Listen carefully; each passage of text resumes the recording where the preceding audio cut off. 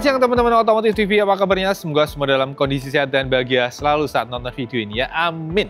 Nah teman-teman, siang hari ini saya masih bersama dengan new Honda EDV 160 versi 2025, yang mana seperti kita tahu sekarang tersedia dalam 3 varian. Jadi bukan hanya ada CBS dan ABS, tapi sekarang juga ada varian Roadsync yang paling baru. Nah, barangkali teman-teman ada yang penasaran bedanya ketiganya apa sih? Siapa tahu ada yang bingung ya kan milih ketiganya. Nah, pada video kali ini saya mau menerangkan perbedaan dari ketiganya. Yang mana beda secara garis besar tentu saja ada di sisi harga dan fitur. Nah, yang pertama harga yang paling gampang nih. Jadi pastinya yang CBS itu yang paling murah, hanya 37 jutaan rupiah on the road Jakarta. Kemudian yang versi ABS lebih mahal 3 jutaan, mencapai 40 jutaan. Lalu yang Roadsync yang termahal ini harganya Rp41.950.000 on the road Jakarta. Nah, dengan harga yang beda tadi, dapat apa sih bedanya? Oke, sekarang kita mau langsung lihat dari yang varian termurah, dari yang CBS. Jadi teman-teman, yang CBS ini sebenarnya secara tampilan itu sama dengan yang ABS maupun yang CBS, yaitu mendapat desain baru di bagian ini leksilnya ya. Ini sekarang ada lekukannya, jadi nggak polos-polos amat. Terus kalau secara tampilan sebenarnya sekilas ya sama sih dengan yang ABS dan yang Roadsync. Bedanya, oke, kita detailin aja. Yang pertama, tentu saja sesuai dengan namanya CBS atau Combined Brake System. Sistem remnya itu yang kalau kita ngerem belakang, rem depan ikut kerja. Ciri khasnya bisa kita lihat adalah di bagian kaliper depannya itu pakai kalipernya yang gede, karena ini isinya 3 piston, teman-teman. Jadi piston yang atas bawah itu kerjanya kalau kita mengaktifkan rem depan, ya handle yang di kanan. Yang tengah ini kerja ketika kita mengaktifkan handle rem belakang gitu, teman-teman. Makanya selang remnya ada 2 gitu. Terus kita lihat di sini adalah rem cakramnya sebenarnya sama dengan yang versi CBS maupun yang Roadsync, tapi ciri khasnya dia tidak ada speed sensornya di sini, teman-teman, gitu. Terus peleknya juga hitam, terus bottom shock juga hitam. Terus ciri khasnya lagi di sini adalah tulisan EDV saja, tidak ada tulisan HSTC gitu. Lalu ciri khas berikutnya adalah kalau kita lihat ke area samping, ini emblemnya itu warnanya silver gitu ya. Jadi kelihatan polos aja. Berikutnya untuk joknya ini juga beda. Jahitannya itu pakai benang warnanya abu-abu gitu. Nanti kita lihat bedanya dengan yang versi ABS maupun yang Roadsync. Kemudian perbedaan lagi adalah kalau kita lihat di panel meternya ya, speedometernya, itu di bagian sini tidak ada info tentang HSTC berikut dengan logo-logonya. Jadi nggak ada, polos saja. Jadi kalau kita ke bagian menu yang paling bawah, yang odometer, itu kalau kita geser ke kanan kiri, tidak akan muncul yang HSTC. Gitu. Kalau sisanya cenderung identik dengan yang ABS. Tapi warnanya itu saja beda. Dan untuk CBS ini ada 3 pilihan warna. Yang pertama ini ada matte red, kemudian yang kedua ada solid black, dan ada solid white. Jadi yang CBS ini ada 1 warna yang matte, sementara 2 lainnya glossy. Oke, sekarang kita pindah ke varian yang ABS. Bedanya apa sih? Oke, perbedaan pertama itu saja sesuai namanya lagi, ABS, Anti-Lock Braking System. Jadi yang beda banget kelihatan adalah bagian sistem pengeremannya. Ciri khasnya yang ABS itu, dia pakai kaliper 2 piston, dan selangnya remnya 1, lalu kalipernya sekarang dikasih warna keemasan, teman-teman.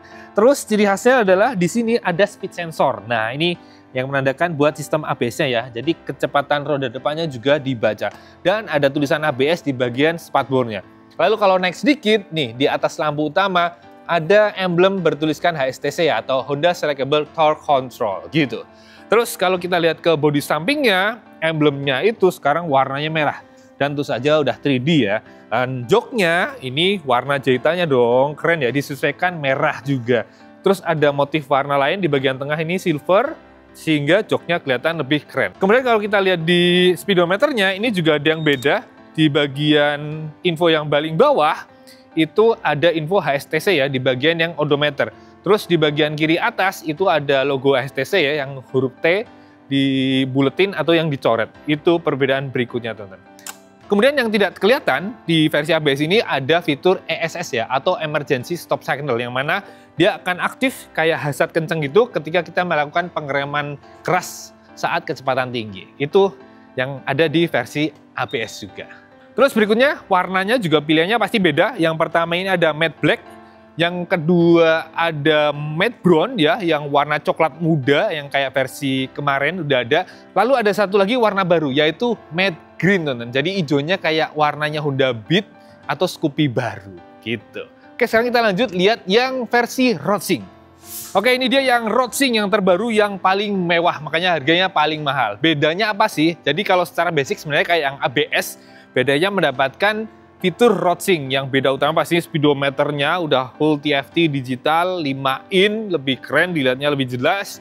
Dan bisa terkoneksi dengan aplikasi smartphone namanya Roadsync, sehingga bisa mengatur musik, menerima telepon, menerima pesan maupun membalas, dan menampilkan aplikasi secara turn by turn. Itu keren sih, persis dengan yang dipakai di PCX maupun Honda CB 650R. Dan dengan adanya Roadsync ini, panel saklarnya juga beda ya, spesial, karena dia ada multifunction switch gitu, buat ngatur kanan kiri, atas bawah, dan milih. Kemudian ada tombol khusus buat pass beam ya, jadi saklar lampu jauh dekatnya ada spesial kayak miliknya Moge, bisa buat pass beam juga. Terus ada tombol HSTC langsung di sini, sisanya klakson dan lampu sen ada di sini. Dengan adanya fitur Roadsync, ternyata membuat bobot versi ini lebih berat 1 kg menjadi 134 kg. Sementara yang versi ABS dan CBS hanya 133 kg. Lalu yang beda lagi adalah warna, teman. Jadi ini ada yang spesial, terutama di bagian pelek, khusus untuk yang Roadsync ini pakai warna burn titanium, seperti yang digunakan di versi ABS di versi tahun sebelumnya. Dan warna itu juga diterapkan di bagian stangnya ya, jadi kesannya emang lebih elegan, lebih keren ya, dibanding yang versi CBS maupun ABS. Terus kalau yang ini spesialnya juga adalah emblemnya warnanya emas, teman-teman. Jadi memang lebih mewah. Lalu untuk joknya, jahitannya juga disesuaikan ya, warnanya tuh kuning keemasan gitu. Jadi lebih keren, lebih mahal. Sisanya ya bisa dibilang sama dengan yang lain. Dan khusus untuk yang Roadsync ini warnanya hanya ada satu. Ini nyebutnya SUV brown, teman-teman. Jadi warnanya itu glossy sebenarnya, tapi warnanya itu coklat-coklat yang nggak gelap gitu, sehingga kesannya mewah dan ala-ala mobil SUV-nya tuh dapat banget gitu. Oh ya, kalau fitur secara keseluruhan ya, yang garis besar itu sebenarnya sama ya di ketiga varian itu. Contoh untuk akomodasi, sama-sama pakai bagasi berkapasitas 30 liter, kemudian di bawah stang ada konsol yang bisa muat botol minum, dan di dalamnya ada power outlet Type-C, lalu sudah pakai smart key, yang mana sudah ada answer back system dan alarm, lalu suspensi bertabung sama, semua ada di ketiga varian. Remnya cakram di kedua roda, bedanya tadi kalipernya ya, untuk yang CBS spesial pakai 3 piston, lalu lampu-lampu semua sudah LED sama semua, dan fitur andalan EDV jangan lupa di sini ada windshield yang bisa di setel tinggi rendah, lalu stangnya model fat bar, yang mana kalau dipegang tuh lurus banget gitu ya, memaksa badan membuka. Fitur lainnya, kapasitasnya tankinya mencapai 8,1 liter, jadi akan jarang mampir ke SPBU. Lalu kalau mesin, ini juga sama untuk ketiga varian, dan secara spesifikasi itu masih sama dengan versi yang sebelumnya ya. Dia mesin ESP Plus berkapasitas 156,9 cc, SUHC 4 katup injeksi berbening cairan dengan tenaga maksimal 15,8 horsepower dengan torsi 14,7 Nm. Mesin yang cukup bertenaga, irit, halus, walaupun tengahnya tuh karakternya agak kalem gitu.